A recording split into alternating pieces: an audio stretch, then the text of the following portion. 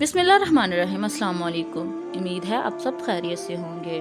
दोस्तों, ये एक सच्ची कहानी है जिसको सुनकर आपकी आंखों में भी पानी आ जाएगा। और वीडियो शुरू करने से पहले आप सबसे गुजारिश है कि प्लीज़ हमारे चैनल को सब्सक्राइब कर दें और बेल आइकन को दबा दें ताकि आने वाली वीडियो सबसे पहले आप तक पहुंच सके। और अगर आपको वीडियो अच्छी लगे तो प्लीज़ इसे लाइक और शेयर ज़रूर कीजिएगा। ये कहानी एक औरत की है जिसकी ज़िंदगी मुश्किलात से बड़ी पड़ी थी। एक औरत का अफसोदा चेहरा कपड़े धोते धोते शुबाना अख्तर को यूँ महसूस हुआ जैसे कोई इसके दिल को अपनी जानिब इस तरह खींच रहा है, जैसे दरख्त के साथ उगी हुई मजबूत शाख को तोड़कर अलग करना चाहता हो। सीधे हाथ में साबन पकड़े फर्श पर रखे कपड़े को मल मल कर धो रही थी। हिलता हुआ बदन रुक गया। उल्टे हाथ को सीने पर रख के इसने दिल की कैफियत महसूस करना चाही। अंदर कुछ कलाबाजियां सी महसूस हो रही थी। कल रात सोते में भी इसे यूं लगा था जैसे किसी ने इसके दिल को पकड़कर जोर से खींचा हो। वो घबराकर जागी और बैठ गई। अंधेरे में बिस्तर पर बैठी वो आंखें झपक झपक कर इस कैफियत को समझने की कोशिश करती रही कि शायद कुछ और भी हो, मगर कुछ भी ना हुआ। आंखों में नींद का खुमार जूं का तूं था। वो फिर सो गई। मूल के मुताबिक सुबह उठी वो घर का सारा काम खुद करती थी। किचन इसने कभी किसी के हवाले नहीं किया था। शोहर को नाश्ता दिया। इसे आज गुजरावाले अपने दुकानों का किराया वसूल करने जाना था। वो चला गया। छोटी बेटी नाश्ता करके अपने क्लिनिक में चली गई थी। घर के एक छोटे से कमरे का दरवाज़ा गली में खोल के वालिदैन ने इसे एक होम्योपैथिक क्लिनिक खोल दिया था। पहले इसे बाकायदा 3 साल कोर्स भी करवाया था। इससे बड़ी 3 लड़कियां ब्याह दी गई थी। इकलौता बेटा लॉटरी के जरिए कनाडा चला गया था। छोटी बेटी तल्लत का कद इतना छोटा था कि हलीम शहीम शोहर ने पहले हफ्ते ही इसे हमेशा के लिए घर भेज दिया था। ये दुख शुबाना के कलेजे को लग गया था। अगरचे बाप ने हिम्मत बंधाकर एक अच्छे काम पर लगा दिया था जहां वो गरीबों का इलाज मुफ्त करती थी। जब दिल की कवाहट और घबराहट बढ़ती ही गई तो शुबाना कपड़े छोड़कर नंगे पैर नंगे सर बाहर आ गई। तल्लत को आवाज़ दी। इस वक्त क्लिनिक में कोई मरीज नहीं था। थोड़ी आई। जर्द होती माँ को देखकर परेशान हो गई। क्या बात है अम्मी? मेरा दिल डूबा जा रहा है, पता नहीं क्या हो रहा है। कोई दवाई लाऊं? इसने माँ की नब्ज़ पकड़ ली। नहीं, जल्दी से मुझे डॉक्टर के पास ले चलो। तुम्हारे अब्बू तो अभी कहीं रास्ते में होंगे। अम्मी आप कपड़े बदल लें, आपके सारे कपड़े गीले हो रहे हैं। निकलकर रिक्शा पकड़ती हूँ। इत्तेफाक से खाली रिक्शा सामने नजर आया। इसने रुकने का इशारा किया। माँ को बिठाया और मोहल्ले के डॉक्टर के पास ले गई। डॉक्टर ने देखते ही कहा, इनको शदीद किस्म का हार्ट अटैक हुआ है, फौरन इसे अस्पताल ले जाएं। मगर डॉक्टर साहब इनकी तो हालत गैर रही। वक्ती तौर पर कोई दवाई दे दें ताकि ये अस्पताल तक जाने के काबिल हो सकें। तल्लत ने कहा, नहीं नहीं। डॉक्टर ने घबराए हुए लहजे में कहा, वक़्त ज़ाया ना करें, न जाएं, जल्दी करें, जल्दी जल्दी। डॉक्टर यूं घबरा कर पीछे हटा कि तल्लत को सख्त गुस्सा आया। हालांकि वो फीस और दवाइयों के पैसे साथ लेकर चली थी, मगर डॉक्टर ने तो हाथ लगाना भी गवारा ना किया। रिक्शा अभी बाहर खड़ा था। गिरती पड़ती माँ को इसने रिक्शे में बिठाया और रिक्शे वाले से कहा, पब्लिक अस्पताल में ले चलो। माँ को अपने कांधे से लगाकर इसने इसकी कमर में बाजू डाल दिया था कि रिक्शे के झटके इसे तकलीफ ना दें। फिर भी थोड़ी थोड़ी देर बाद वो इसकी नब्ज़ चेक करती जिसका सिरा नहीं मिल रहा था। अपने पहलू के साथ लगाकर इसकी धड़कनें शुमार करने की कोशिश करती। रिक्शे के बेहंगम शोर में कुछ भी सुनाई नहीं दे रहा था। अगर डॉक्टर वक्ती तौर पर कोई दवाई दे देता तो क्या हर्ज था। माँ बेसोध हुई जाती थी। रास्ता भी काफ़ी लंबा था। पब्लिक अस्पताल आ गया। अंदर दाखिल होते ही इसने रिक्शे वाले से कहा, वहाँ सामने जहाँ इमरजेंसी लिखा है ले चलो। अस्पताल के कुछ मुलाजिमीन खड़े थे। इसने रिक्शे से उतरकर इनसे कहा कि स्ट्रेचर ले आएं। वो दौड़कर स्ट्रेचर ले आए जो बाहर ही पड़ा हुआ था। इसने रिक्शे वाले को पैसे दिए और कराहती हुई माँ को इन लोगों की मदद से स्ट्रेचर पर लिटा दिया और इन्हें सारा माजरा सुनाया और पूछा कि अब आगे क्या करना है। इतने में यूनिफॉर्म में मबलूस एक आया किस्म की औरत भी आ गई। इसने देखा औरत मरीज़ा है तो बाकायदा स्ट्रेचर को चलाकर इनके साथ अंदर आ गई। फिर इसने तल्लत को बता दी, सीढ़ियाँ चढ़कर डॉक्टर कदीर का दफ्तर है जो इमरजेंसी वार्ड में 24 घंटे रहते हैं। इनके पास जाएं, इनसे चिट लाएं या इनको साथ लेकर आएं। फिर वो जहाँ कहेंगे वो मरीज़ा को ले जाएंगे। तल्लत घबरा गई। मैं ऊपर जाऊंगी, मेरी माँ यहाँ अकेली पड़ी रहेगी। हाय बीबी, आपा ने आगे आकर कहा। ہم کس مرض کی دوا ہیں؟ ہمارا یہی کام ہے مریضوں کے پاس کھڑے ہونا، ان کی حفاظت کرنا۔ آپ دوڑ کر جائیں، دیر نہ کریں۔ طلعت اپنی ماں کو ان کے پاس چھوڑ کر اوپر چڑھ گئی۔ ڈاکٹر صاحب دفتر میں موجود نہ تھے، وارڈ کا راؤنڈ لینے گئے تھے۔ ان کو ڈھونڈ کر بتانے اور لانے میں تقریباً 1 گھنٹہ لگ گیا۔ ڈاکٹر صاحبہ نیچے آئے، جلدی مریض کو دیکھا، مگر مریضہ تو رکشے سے اترنے کے بعد ہی اپنی منزل پر روانہ ہو گئی تھی۔ پھر بھی ڈاکٹر صاحب نے اسے اچھی طرح دیکھا۔ نرس سارے آلے وہاں اٹھا لائی تھی۔ ساری کوشش کے بعد ڈاکٹر نے ہمدردی سے طلعت کی طرف دیکھا اور کہا، "آئی ایم سوری"۔ تو طلعت کی چیخ نکل گئی، "ماں، یہ تو نے کیا کیا؟ ڈاکٹر کا انتظار بھی نہ کیا!" طلعت کا رد عمل قدرتی تھا۔ ڈاکٹر نے نرس سے کہا، "جب ذرا سکون میں آئیں تو انہیں دفتر میں لے آئیں۔ ضروری کارروائی کر کے انہیں کاغذات دے دیے جائیں گے۔"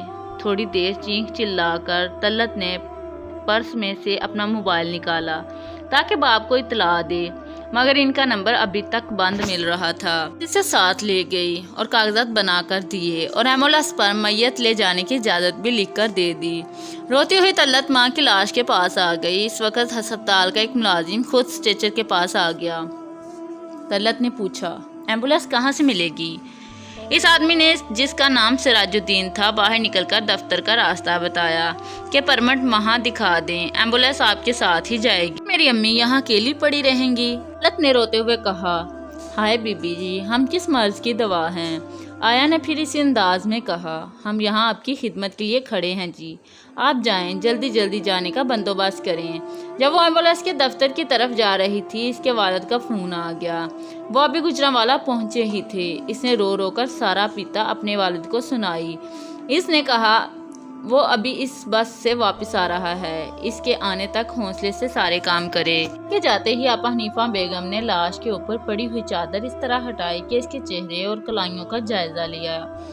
پھر کوئی بات سرگوشی کے اندازے میں سراج الدین کے کان میں کہی۔ سراج الدین باہر نکل کر ایمبولینس کے دفتر کی جانب منہ کر کے کھڑا ہو گیا۔ حنیفہ بیگم نے بڑی مہارت سے لاش کی کلائیوں میں پہنی ہوئی سونے کی 12 چوڑیاں اور 2 انگوٹھیاں اتار لی، کانوں کے ٹاپس رہنے دیے۔ ان پر کسی بھی وقت نظر جا سکتی تھی۔ ابھی سراج الدین کی طرف سے ایمبولینس روانہ ہونے کا سگنل نہیں ملا تھا، اس لیے وہ جلدی سے نزدیک غسل خانے میں گھس گئی۔ 12 چوڑیوں اور 2 انگوٹھیوں اس نے عزابند کے ساتھ باندھ لیے اور شلوار کے اندر بنائی گئی ایک جیب میں ڈال کے اطمینان سے باہر آ گئی۔ طلعت کے والد نے کئی عزیزوں کو اطلاع دے دی تھی، اس لیے ایمبولینس میں بیٹھی طلعت ٹیلی فون وصول کرتی رہی، روتی رہی۔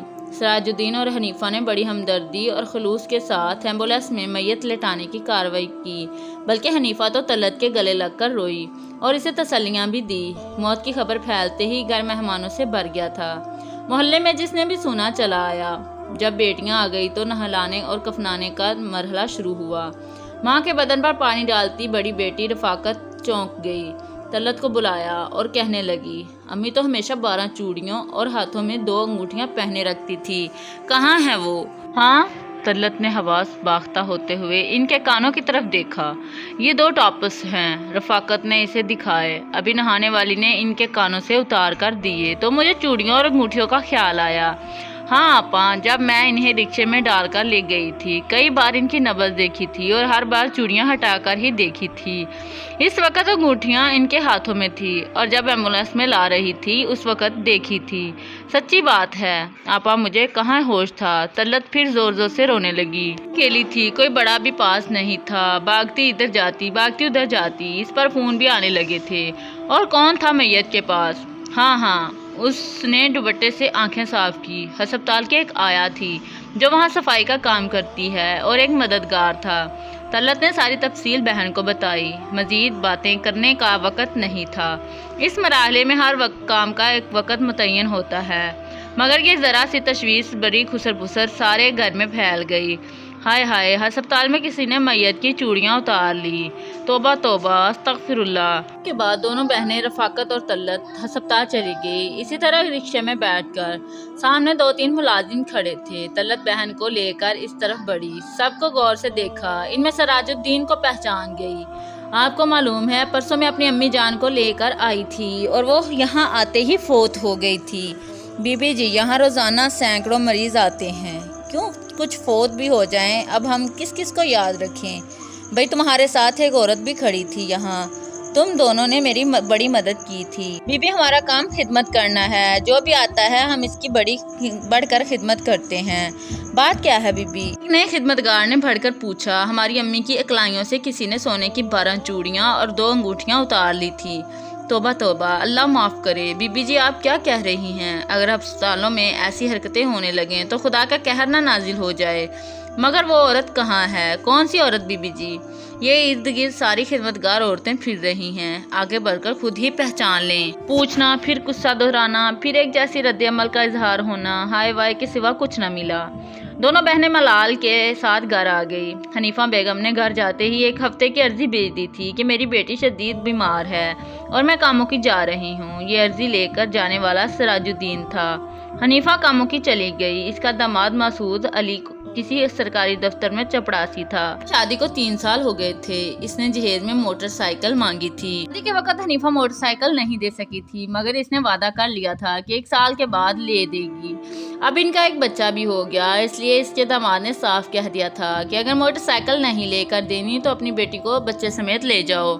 کاموں کی جا کر حنیفہ نے اپنے داماد کو بلایا اور چوڑیاں اس کے سامنے رکھ کر بولی، بیٹا یہی میرا جینا مرنا ہے، ساری زندگی کی کمائی ہے جو میں نے بچا کر رکھی تھی، مگر یہ اپنی بیٹی اور داماد کی خوشیوں سے زیادہ نہیں۔ بیٹا تم یہ چوڑیاں بیچ کر موٹر سائیکل لے لو، مجھے کوئی اعتراض نہیں ہوگا۔ اماں تو کتنی چالاک ہے، تو نے شادی پر یہ چوڑیاں مجھے کیوں نہیں دی؟ اسی دن کے لیے رکھ چھوڑی تھی، اب بھی تجھے نہیں اپنے داماد کو دے رہی ہوں۔ اس نے بیٹی کے ہاتھ سے چوڑیاں چھین لی جو بار بار پہن کر دیکھ رہی تھی اور داماد کی گود میں رکھ دی۔ حنیفہ کے جانے کے بعد بیٹی اور داماد سوچ میں پڑ گئے۔ تو سونے کی قیمت بھی پوچھ آیا تھا، چنانچہ طے ہوا کہ صرف 4 چوڑیاں بیچ کر موٹر سائیکل خرید لی جائے اور باقی چوڑیاں کسی کڑے وقت کے لیے سنبھال کر رکھ لی جائیں۔ جس دن مسعود علی نے نئی موٹر سائیکل خرید کر لایا تو بیوی نے منتیں کر کے باقی کی 4 چوڑیاں کلائی میں کچھ روز پہننے کی اجازت مانگ لی۔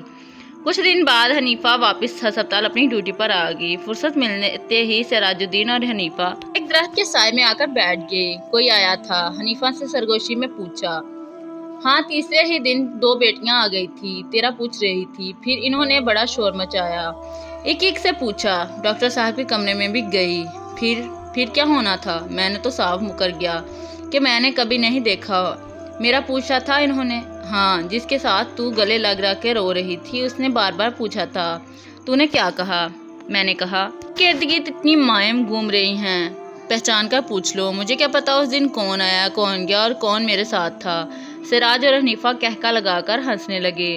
اچھا اب مستی مت کر، نکال میرا حصہ۔ سراج سچ بات بتاؤں تو تجھے تو پتا ہے میں نے آزاد بند کے ساتھ باندھ کر چوڑیاں لٹکائی تھی، مگر گراہ ذرا ڈھیلی رہ گئی۔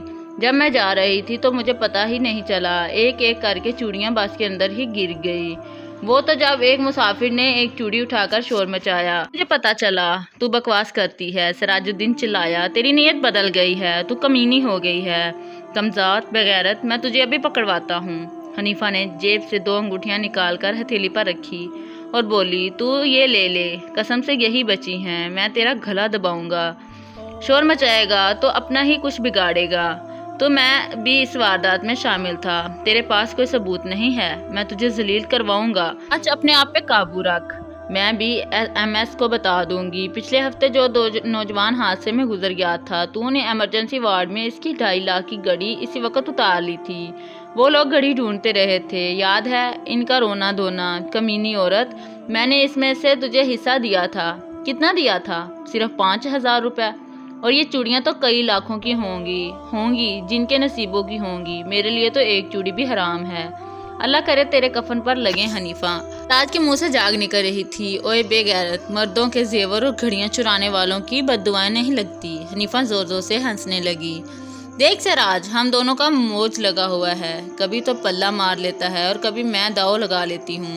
غصہ نہ کھا، میں نے پتہ کروایا ہے، یہ انگوٹھیاں 2 لاکھ کی ہیں، 1 لاکھ بھی تجھے مل جائے تو عیش کرے گا، ورنہ سراج غصے سے پھنکارا، ورنہ گندگی میں پتھر پھینکے گا، چینٹے تیرے اوپر ہی آئیں گے، دونوں کا انجام ایک جیسا ہوگا۔ حنیفہ سیڑھیوں پر پوچھا لگاتی نیچے آ رہی تھی کہ اس کی جیب میں پڑا فون پڑپڑایا۔ اس نے ہاتھ روک کر فون نکالا، سنا اور چینکتی ہوئی باہر کو بھاگی، ٹیکسی پکڑی اور کاموں کی روانہ ہو گئی۔ रोती और दुआएं मांगती जाती। फ़ोन पर इसके दामाद के एक्सीडेंट की खबर आई थी। तफसील कोई बता नहीं रहा था। इनके घर पहुंची तो सारा मोहल्ला जमा था। इसे फ़ौरन जाए हादसा पर ले जाया गया। इसके घेरे में था और कार्रवाई नोट हो रही थी। एक हफ्ता कबल मासूद ने मोटरसाइकिल खरीद ली थी। 8 दिन बाकायदा चलाता रहा था। आज पहली बार बीवी ने कहा था हमें भी सैर करवाओ। वो खुद तैयार हुई। इसने सोने की चूड़ियां पहनी और 1 साल के बच्चे को भी तैयार किया। बीवी और बच्चा पीछे बैठ गए। आबादी से ज़रा बाहर निकले तो मोटरसाइकिल एक ट्रक से टकरा गई। बीवी और बच्चा मौके पर ही फौत हो गए। दामाद की टांगें टूट गई, मगर पुलिस अभी तक इस बात का सुराग नहीं लगा पाई कि पीछे बैठी हुई औरत की पूरी कलाई कौन काट कर ले गया था और क्यों। उधर पब्लिक अस्पताल के पिछवाड़े कूड़ा किटकट चुनने वालों की झुग्गियों के आसपास फटे पुराने कपड़ों में एक औरत नजर आती है, जिसके हाथ में एक गुड़िया होती है। हमेशा गुड़िया का एक बाजू टूटा हुआ होता है। वो औरत दीवाना वाल राहगीरों, मोटरसाइकिल वालों और साइकिल वालों के पास जाती और कहती है, मेरी बेटी का बाजू वापस दिला दो, अल्लाह के वास्ते मेरी बेटी का बाजू दे दो, चूड़ियाँ रख लो, कलाई दे दो, मेरी इकलौती बेटी रो रही है। देखो, वो गुड़िया को आगे करती है, रोटी नहीं खा सकती, बच्चे को दूध नहीं पिला सकती, खुदा के लिए मेरी बेटी की मदद करो। वो सारी रात रोती रहती है, मुझे सोने नहीं देती, बेचारी पागल। ये कहते हुए लोग गुजरते हैं और वो हवाओं के पीछे भागती है। ये औरत कोई और नहीं बल्कि हनीफा बेगम है, जिसने हवस और लालच में अपनी बेटी का घर बर्बाद कर दिया। और इसमें इसकी बेटी और दामाद भी इस चीज़ में शामिल हैं, क्योंकि उन्होंने भी लालच किया तो उनको मौत का मुंह देखना पड़ा। दोस्तों, हमें खुदा ताला हिदायत का रास्ता दिखाए और ऐसे बुरे कामों से महफूज रखे और दूसरों को भी हिदायत अता करे। बात सच है कि जो चोरी करता है उसका कभी भी घड़ा नहीं भरता, उसको लालच और हवस होती है।